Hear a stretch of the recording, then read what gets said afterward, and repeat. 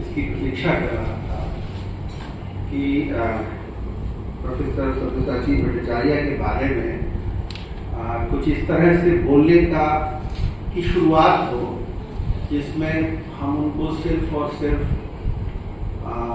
पश्चिम बंगाल से आए एक अर्थशास्त्री, एक इतिहासकार के रूप में ही, एक प्रोफेसर के रूप में ही याद न करें, बल्कि उससे ज्यादा वो थे, उससे बहुत बड़े थे। और ये विडंबना की स्थिति होती है कि अपने फील्ड में बहुत बड़ा काम करने के बाद भी आखिरकार एक विधा के साथ एक बड़ा व्यक्तित्व जो है बंध जाता है। हमारा समाज साहित्यकारों और कवियों के लिए बहुत ज्यादा स्थान रखता है, लेकिन इतिहासकारों को इतिहास से जोड़ करके ही हमेशा देखने की कोशिश करता है। तो मुझे लगता है कि सब्यसाची भट्टाचार्य पर जो बातचीत होनी चाहिए, उस बातचीत में हम लोगों को उनका जो एक विराट व्यक्तित्व था, मैं जो इतिहासकार के रूप में हम लोगों के बीच समादृत न रहे, बल्कि उससे भी ज्यादा उनका कोई बड़ा व्यक्तित्व है, इसके लिए एक बातचीत की शुरुआत भी करना चाहता हूँ। और ये मौका उसकी एक शुरुआत का मौका है। बस इसी संदर्भ में मैं अपनी बात को आगे बढ़ाऊंगा। मैं हिंदी में बोलने का विशेष प्रयोजन ये है सर कि मुझे बहुत सारे लोगों ने रिक्वेस्ट किया था, जो इलाहाबाद, कानपुर, पटना, मुजफ्फरपुर तरह के लोग, वो चाहते थे, मतलब मैं बांग्ला नहीं बोलता है यहाँ पर, लेकिन उन्होंने कहा था कि वो हिंदी में सुनना चाहते हैं उनके बारे में। मैं भी बांग्ला में मेरे जितने भी छात्र हैं वो सब्यसाची बाबू के बारे में मुझसे इतना कुछ सुन चुके होंगे इतने दिनों में कि उनके लिए कोई नई बात इसमें नहीं हो। मैं एक व्यवस्थित बातचीत करना चाहता था, लेकिन संभवतः उसके लिए इतना छोटा समय कम होगा। जब भी मैं उनके बारे में सोचता हूँ तो मैं ये सोचता हूँ कि अपने समय से उनका समय कौन सा है ये भी ध्यान रखने की जरूरत है। वो 60 के दशक में परिपक्व एक बौद्धिक के रूप में हमारे यहाँ उपस्थित होते हैं, परिपक्व बौद्धिक जिसको मैं कहता हूँ, और 50 सालों तक बल्कि ज्यादा समय तक वो लिखते रहे और संतुलित लिखते रहे। मैं उनके बारे में एक बात हमेशा कहता हूँ कि मैंने उनके लिखे में, और बहुत लिखा हूँ, उनके लिखे में आज तक एक वाक्य भी ऐसा नहीं पाया है जो थोड़ा हल्का हो। वो बोलते समय भी इतना ध्यान रखते थे कि कोई एक बात धीरे बोलते थे और बहुत ही मेजर्ड उनका एक तरीके, बहुत सारे विद्यार्थियों ने उनको सुना है, बहुत ही मेजर्ड, बहुत ही टॉल करके बोलते थे, और वो स्टाइल उनका कभी नहीं बदलता था। मैंने उनको बुद्धदेव भट्टाचार्य के सामने सुना है, उनके बाद वो बोले थे और हम लोग उससे बात करते थे, वो कोई बहुत अंतर नहीं करते थे। उनके लिए कोई बहुत बड़ा आदमी है, कोई बहुत विराट व्यक्तित्व है, उसके सामने थोड़ी घबराहट में थोड़ा कुछ ज्यादा प्रशंसा कर जाना, ये भी वो नहीं करते। ये जो संतुलन है वो सब्यसाची भट्टाचार्य को विशिष्ट इतिहासकार बनाता है। और ये संतुलन कैसा था? 1993 में शिकागो की जब शताब्दी मनाई जा रही थी, तो वो भाषण संयोग से YouTube पर उपलब्ध है, आप उसको सुने और आप महसूस करेंगे कि इतिहासकार कितना साहस का परिचय दे सकता है। सामान्यतः जब ओकेजन होता है तो ओकेजन के हिसाब से लोग बोलते हैं, लेकिन मैंने पाया है कि वो 1857 पर बोलते हों, विवेकानंद पर बोल रहे हों, रविन्द्रनाथ पर भी जब बोलते थे, कम बोलते थे रविन्द्रनाथ पर, लिखा उन्होंने बहुत अद्भुत है। तो एक बात तो मैं कहना चाहता हूँ कि वो एक ऐसे व्यक्ति हैं जो 1964 में ही उनका काम जो है वो महत्वपूर्ण काम है, वो आया था, उन्होंने लिखा था, हालांकि उसका प्रकाशन उन्होंने थोड़े समय बाद किया था। तो मैंने ये सोचा है कि जो विद्यार्थी उनसे परिचित नहीं है, यहाँ हमारे सौभाग्य से मुंगेर यूनिवर्सिटी के भी शोधार्थी लोग हैं, उनकी सूचना के लिए मैं कुछ बातें ऐसी कहूँगा जो आप सबको पता होंगी, क्योंकि उनके कैरियर के बारे में थोड़ी सी बातचीत करना जरूरी है, विधिवत परिचय के लिए उनसे। 64 में अपने अध्यापक सुषोमन सरदार सुषमा सरकार का एक परिचय आपके लिए ये भी हो सकता है कि वो सुमित सरकार के पिता थे, लेकिन उनका अपना एक बड़ा परिचय है। जितने बड़े इतिहासकार हैं वो सब लोग उनके शिष्य से ही हैं। तो सुषमा सरकार, उनको यादवपुर में पहली बार उनको मौका मिला जब उन्होंने पढ़ाना शुरू किया था। बाद में वो IIM, Indian institute of management में वरुण डे के साथ थे 3-4 सालों तक। तो 3-4 सालों तक IIM में थे, इसका मतलब वो दूर के आदमी नहीं हुए रविंद्र भारती के लिए, क्योंकि रविंद्र भारती कैंपस में ही IIM की पढ़ाई होती थी और वो वहीं पढ़ाते थे। ये लोग भूल गए हैं कि रविंद्र भारती यूनिवर्सिटी का जो कैंपस है वही उन्होंने 3-4 सालों तक अध्यापन किया है। यस, जहाँ हम लोग पढ़ते पढ़ाते हैं वहीं पर सब्यसाची बाबू ने अपने कैरियर के लिए वो बहुत महत्वपूर्ण समय बिताया है। जो फॉर्मेटिव स्टेज जो होता है वो वही बीता है। तो उस फिजा में, उस जगह पे सब्यसाची बाबू के उस युवावस्था का वो जो उद्घोष जो भी उन्होंने किया होगा वो उसी वहीं पे हुआ है। ये हमारे लिए बड़े सौभाग्य की बात है। फिर वो 1 साल के लिए बाहर गए, 2 साल के लिए, बल्कि 1 साल के लिए पहले गए, फिर 71 में वो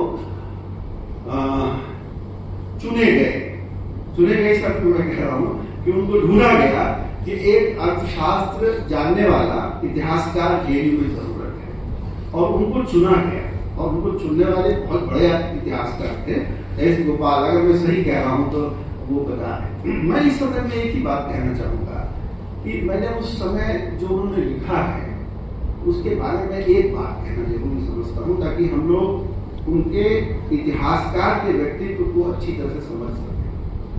उन्होंने लिखना शुरू किया था फाइनेंशियल फाउंडेशन ऑफ ब्रिटिश राज को, ये उनकी थीसिस थी।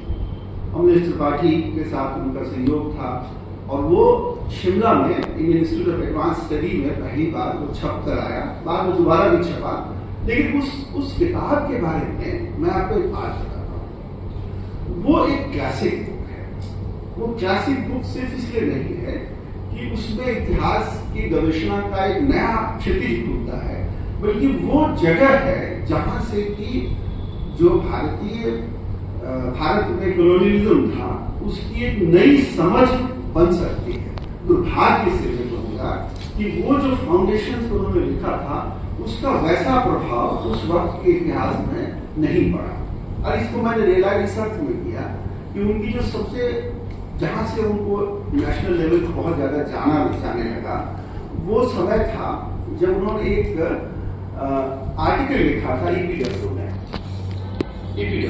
और वो क्लासिक आर्टिकल है। मैंने उतना बढ़िया आर्टिकल शायद ही कभी पढ़ा। मैंने एक किताब लिखी है पिछले दिनों जिसकी थोड़ी बहुत चर्चा कमला जी लोगों ने को पसंद आई वो किताब।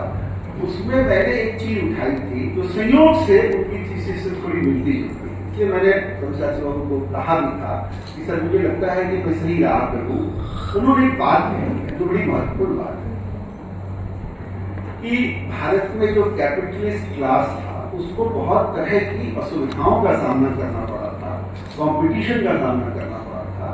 और 1920 में गांधी के पीछे खड़े होने के बाद ही उसको जो है उसकी कुछ जगह तैयार हुई जो उसकी राष्ट्रीय जगह बनी। ये जो कैपिटलिस्ट क्लास ने 1920 में जाकर गांधी के पीछे खड़े होने का तर्क की यात्रा की है, उस समय के जो विरोधाभास है, उस समय के जो ऐतिहासिक समस्याएं हैं, उसकी बड़ी अच्छी गहरी पड़ताल सब्यसाची बाबू ने की थी। और वहीं से उन्होंने एक बात को खोला है जिसको बाद में और सारे इतिहासकारों ने खोला बगैर सब्यसाची बाबू का नाम। वो ये बात है कि ये जो क्लास है कैपिटलिस्ट लोगों का जो क्लास है, ये दरअसल कॉम्प्राडोर था या कि नेशनल था। और ये कॉम्प्राडोर और नेशनल की जो डिबेट हुई थी उसमें एक बात को भूल जाते हैं कि जब गांधी का उदय हुआ था तो कैपिटलिस्ट क्लास ने गांधी के प्रति संशय का भाव रखा था और वो कहते थे कि गांधी जो है वो मूर्ख लोगों को इकट्ठा करके उपद्रव करवा रहा है।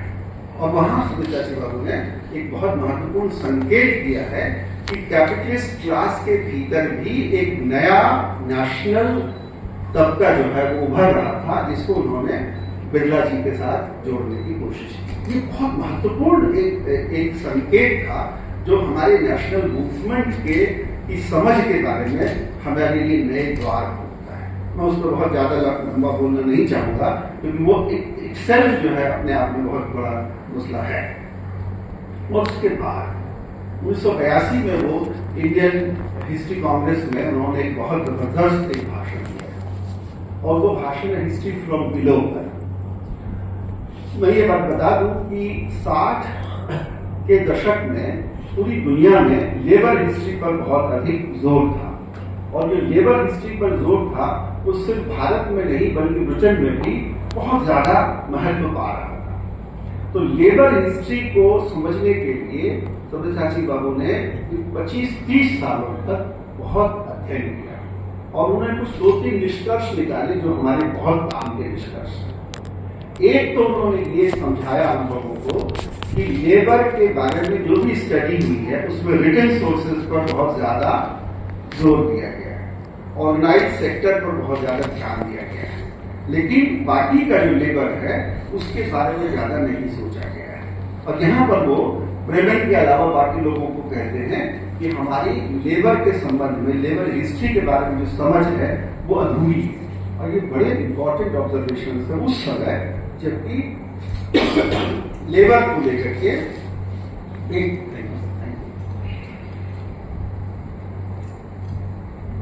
बड़ी रुमानी सी एक छवि बन रही थी उस समय भी, लेकिन ये कोशिश कर रहे थे कि इतिहासकार को एक रुमानी जो छवि होती है इसमें लेबर के को हिस्टोरिकल एजेंसी दे दी गई, लेबर जो है वो क्रांति करने जा रहा है, रेडिकल हो रहा है, इस तरह की चीजों पर ज्यादा जोर चला जा रहा था। ध्यान रहे रेडिकल पॉलिटिक्स का भी समय था, रेडिकल लेफ्ट पॉलिटिक्स का भी समय था, लेकिन प्रोफेसर सब्यसाची भट्टाचार्य ने ये महसूस किया कि ये जो है ये रेडिकलिज्म जो है ये एकेडमिक जगत के लिए बहुत अच्छी चीज नहीं है, और ये जो उनकी बात थी इस पर वो कायम रहे अंत तक। इसलिए रेडिकलिज्म जो है उसके बारे में सहानुभूति रखते थे, लेकिन रेडिकलिज्म के आधार पर वो इतिहास की गाड़ी को नहीं खींचना चाहते थे, और यहां से वो अलग होते हैं। और ये अलग होना जो है वो आपको समझना चाहिए कि क्यों आखिरकार